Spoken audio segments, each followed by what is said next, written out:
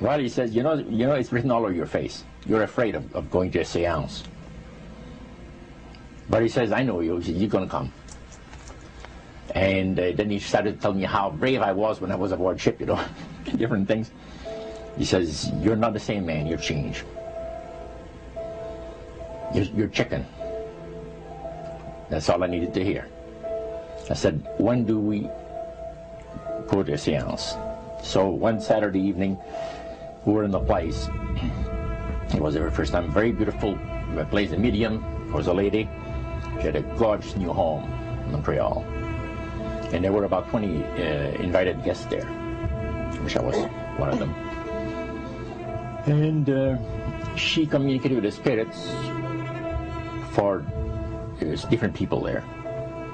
And telling them what the spirit said. One man said, I would like to talk to my friend that died 6 months ago. But I don't want him to appear.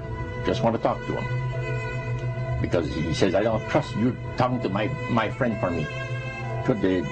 So the medium says, let me inquire of the spirit. Yeah, the spirit will talk with you. And that big masculine voice was heard in the place. It says, hi, Frank.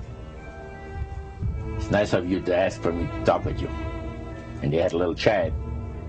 And after it was over, Frank says, this is the greatest thing on earth, to be able to talk with the spirits of the dead. Then the medium said, we have a very special surprise tonight for you people. A spirit will manifest itself openly here in a few minutes. And it's like a big gust of wind hit the building. And right through the wall. Now the lights weren't terribly bright, but they were like living room lights. A couple of floor lamps and maybe some of these. And that translucent being seemed to come right out of the wall. How did you feel right at that moment? It's almost like my heart stopped a little bit. You know, very weird feeling. So it was a lady in a beautiful evening gown, floorling. And she said to Mary, my dear sister, you are so wonderful to have asked for me. And Mary fainted and fell right off her chair on the floor. And a couple of guys jumped up and picked her up, and spirit gone. And that was the beginning of it. That's how you got into it. Yeah, that's the way I got into it. After a while, you see, there's something interesting about the human mind. You can adjust an awful lot of stuff. You can adjust to a lot of things that would terrify you to begin with. After a while, they become common and ordinary. So you mean contact with the supernatural can become commonplace and ordinary and doesn't bother anybody? Yeah. In other words, the more that you do it, you're not uncomfortable. That's right. It's just not an uneasy feeling. Yeah. So how did you feel about it? Then I got into a secret society that worshiped the spirits, you see. Well, how is that different from the seance, Roger? It happens that the seance are not involving in many ways.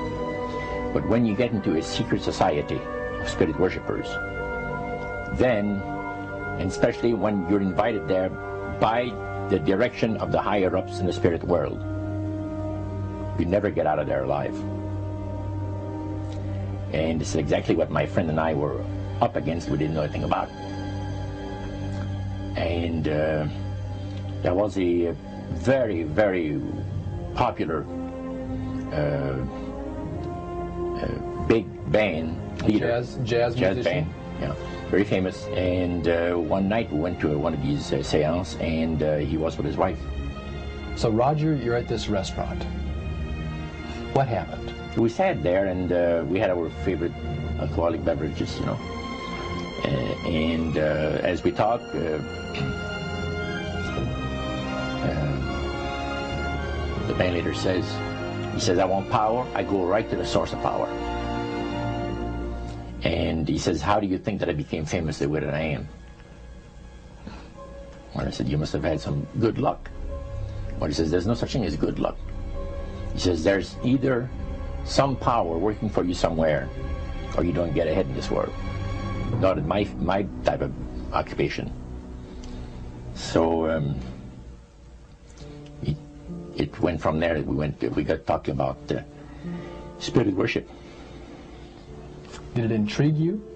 Or did it make you want to find out more about what exactly he was talking about? Yeah.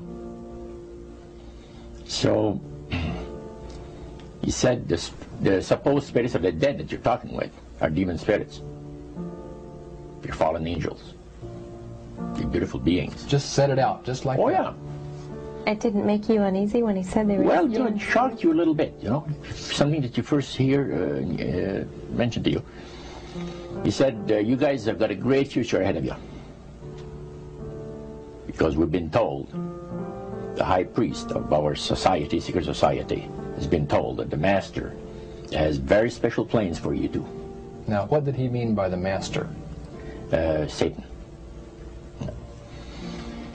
And we were interested to hear more about it. And he told us, he says, look, we worship spirits. We worship Lucifer and all his angels. They're just as beautiful as they did before they were cast out of heaven. He says there was a misunderstanding in the whole thing. He says among the inhabitants of the galaxies. And he says our master was misunderstood. And God did not bear with him like he does with people that make mistakes today. So we're in a warfare, good against evil. And we happen to be the evil ones, but we're not that bad. He says, I look at this business between the forces of good and evil. He says, you believe in one person believes in God, and everyone believes in Lucifer. It's like politics. So the great controversy is real. And you've heard someone talk about it that's on the other side. And to these people, they are sold to the fact that Christ will not return to this planet with power and great glory. He's going to abdicate all claims to the planet, because the high priest once said that Christ will abdicate all claims to the planet because he knows that it is lawfully and rightfully Satan's. And at that time, he says, so the priest says, well, now, he says, for those of you that are new, let me tell you that this is the most feasible way, he says, to please the spirits. It's to deride Christ and his people, and his church and all that. So they sing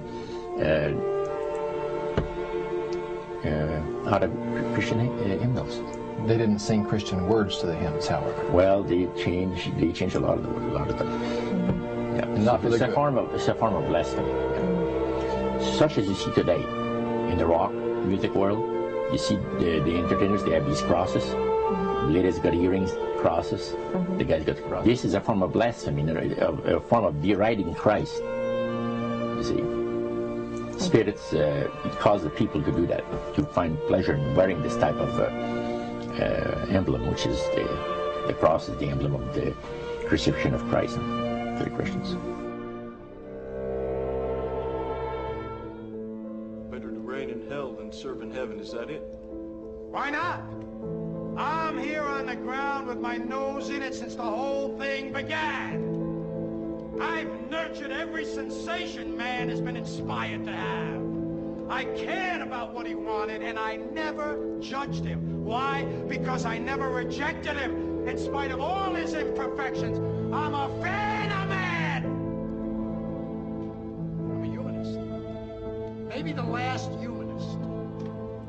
Who, in their right mind, Kevin, could possibly deny the 20th century was entirely mine?